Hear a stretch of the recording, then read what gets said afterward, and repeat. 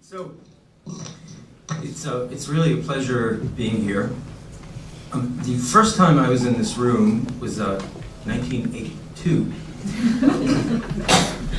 At the time, I had two big fears in life.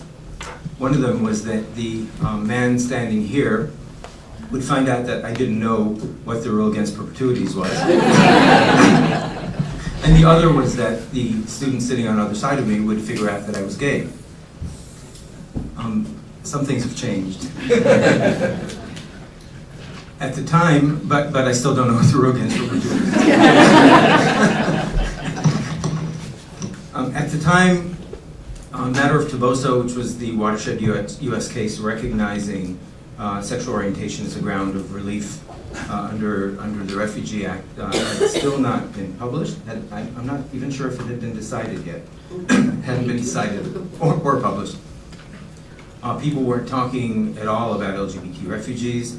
There were some people who were coming out of the woodworks here and there, but they were very, very few. And none of us really understood that there was a worldwide phenomenon of people who were escaping persecution based on their sexual orientation or gender identity. It was something that we took for granted. We just assumed that in places all over the world, you had to be afraid because you're LGBT. Nobody talked about it. Certainly no one connected the dots.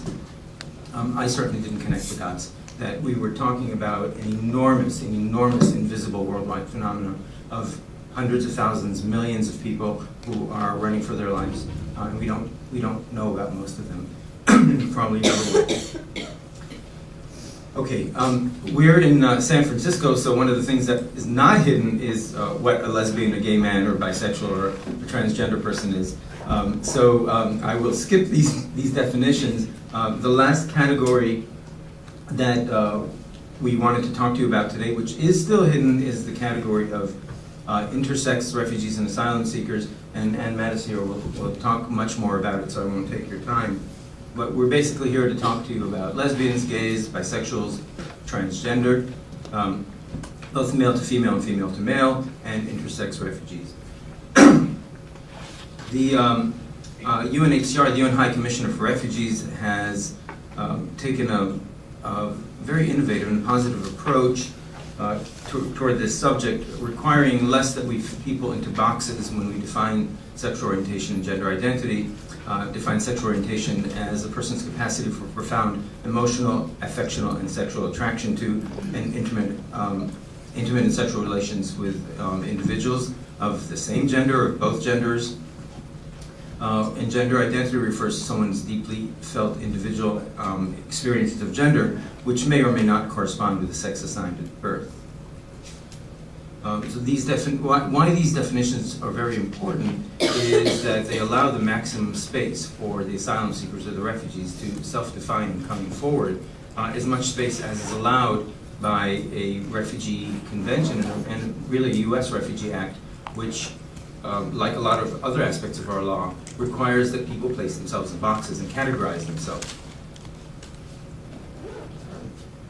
What are the kinds of persecution that people are escaping worldwide from our experience?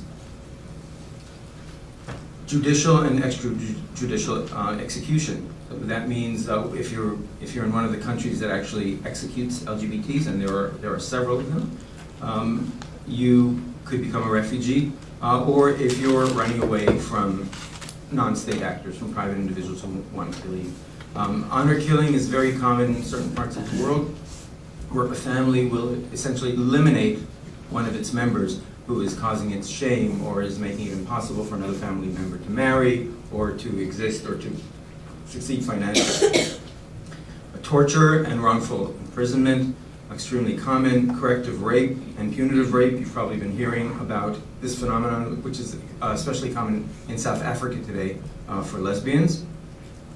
It's a phenomenon where, in the case of a woman, a man will rape her to teach her how to be a woman. In the case of a man, if the man is being raped, another man will punish him for being homosexual by raping him. And in that case, it's only the person being raped who's the homosexual. The person raping is not homosexual. That's the moral actor. sustained violence and harassment, withholding of protection by authorities. This is probably one of the most common phenomena. And you find that people are either afraid to approach the authorities because they're afraid the authorities themselves will persecute them, or the authorities themselves will laugh at them and deny them protection altogether. And it's probably the most common experience by LGBTs worldwide, I would say.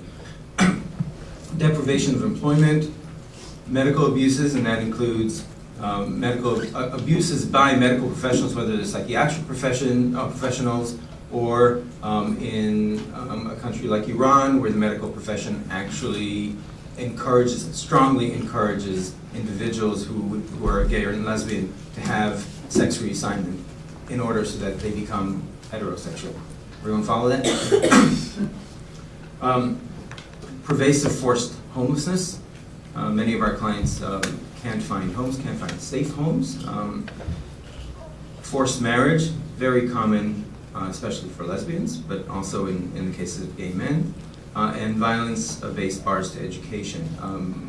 Even here in the United States, a recent study indicated that the average gay child hears a slur 23 times a day going to school. Many of our clients who grow up in countries that are less advanced than the United States report that they're regularly bullied, beaten up. Some are sexually abused at school. They can't get protection from their teachers. And as a result, many of them stop going to school. They drop out of school. That, of course, has very long-term consequences for the client, for the refugee. And probably the main two consequences are psychological. You can't ever forget those kinds of experiences, and they just form an indelible part of who you are. But also, as a practical matter, not having education and not having the power of the word, or the power of the person that comes with the power of the word in many cases, especially where you don't have family backing you, means that you can't have a successful refugee experience. And what I mean by that is that you can't successfully pick up from your home country and weather all of the elements, including the financial human elements, the abuse all around you, cross national borders, and get to a place of safety. In order to do that, the better educated you are, the more money you have, the more likely it is that you're going to make it. And of course, the more likely it is that you're going to make it when you finally resettle in your final place of refuge, if you reach there, which most LGBT refugees don't, by the way.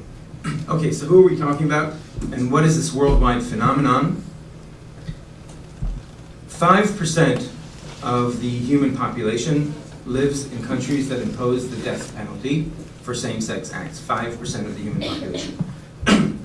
Another 16% of the human population lives under laws that criminalize same-sex acts. These are consensual same-sex acts that we're talking about.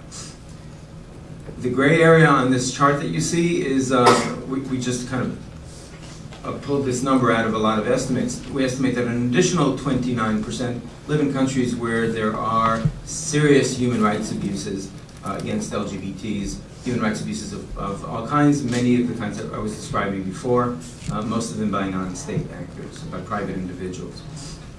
So, how big is this phenomenon?